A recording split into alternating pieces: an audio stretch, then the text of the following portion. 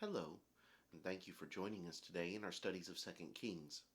Today we're in Second Kings chapter 15. And as we come into this chapter, we start to see the crumbling, the falling apart of the northern kingdom of Israel. It's not completely gone yet in this particular chapter, but it is certainly working its way that direction. And so let's see some of the things that transpire. And we're going to jump back and forth again between the northern kingdom and the southern kingdom over the course of this chapter. And there's even going to be some different names used at the beginning of the chapter for individuals at the end of the chapter. And so we'll bring some of those things out when we deal with the lessons. But let's see what's said here in 2 Kings chapter 15. Beginning in verse 1, we read, In the 27th year of Jeroboam king of Israel, Azariah the son of Amaziah king of Judah became king. He was 16 years old when he became king, and he reigned 52 years in Jerusalem. His mother's name was Jechaliah of Jerusalem. And he did what was right in the sight of the Lord, according to all that his father Amaziah had done, except that the high places were not removed. The people still sacrificed and burned incense on the high places. Then the Lord struck the king, so that he was a leper until the day of his death. So he dwelt in an isolated house. And Jotham, the king's son, was over the royal house, judging the people of the land. Now the rest of the acts of Azariah and all that he did, are they not written in the book of the Chronicles of the kings of Judah? So Azariah rested with his fathers, and they buried him with his fathers in the city of David. Then Jotham his son reigned in his place. In the 38th year of Azariah king of Judah, Zechariah the son of Jeroboam reigned over Israel in Samaria 6 months. And he did evil in the sight of the Lord, as his fathers had done.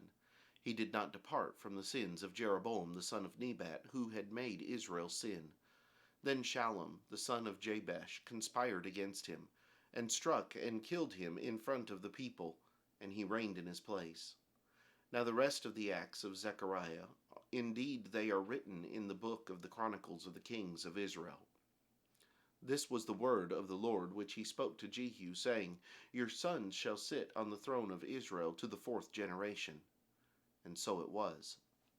Shallum the son of Jabesh became king in the 39th year of Uzziah king of Judah, and he reigned a full month in Samaria. For Menahem the son of Gadai went up from Tirzah, came to Samaria, and struck Shallum the son of Jabesh in Samaria, and killed him, and he reigned in his place. Now the rest of the acts of Shallum, and the conspiracy which he led, indeed they are written in the book of the Chronicles of the kings of Israel.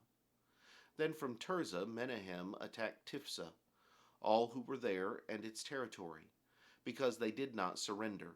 Therefore he attacked it. All the women there who were with child he ripped open. In the 39th year of Azariah king of Judah, Menahem the son of Gadai became king over Israel, and reigned 10 years in Samaria. And he did evil in the sight of the Lord. He did not depart all his days from the sins of Jeroboam the son of Nebat, who had made Israel sin. Pul, king of Assyria, came against the land. And Menahem gave Pul 1,000 talents of silver, that his hand might be with him to strengthen the kingdom under his control.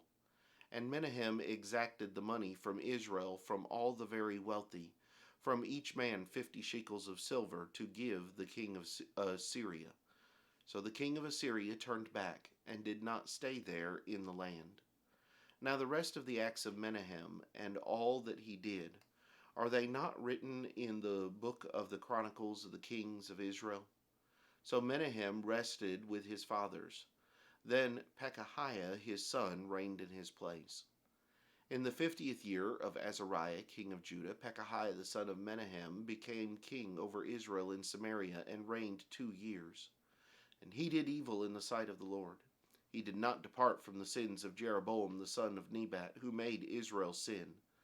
Then Pekah the son of Remaliah, an officer of his, conspired against him, and killed him in Samaria, in the citadel of the king's house, along with Argob and Uriah, and with him were 50 men of Gilead.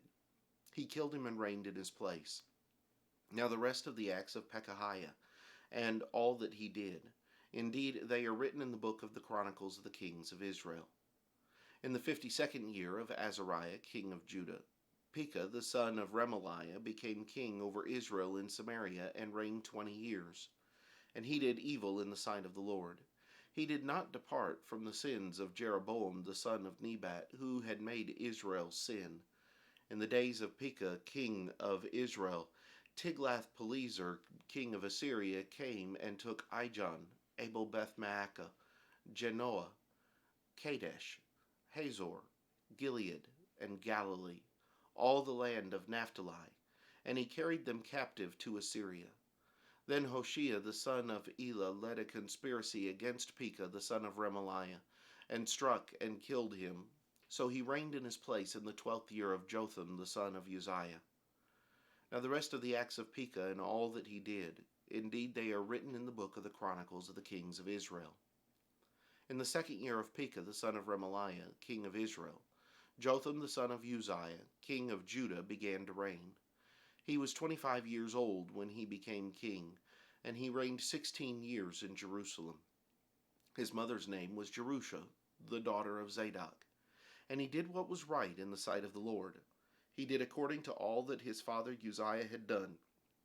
However, the high places were not removed. The people still sacrificed and burned incense on the high places. He built the upper gate of the house of the Lord. Now the rest of the acts of Jotham and all that he did, are they not written in the book of the Chronicles of the Kings of Judah? In those days the Lord began to send Rezin the king of Syria and Pekah the son of Remaliah against Judah. So Jotham rested with his fathers, and was buried with his fathers in the city of David his father.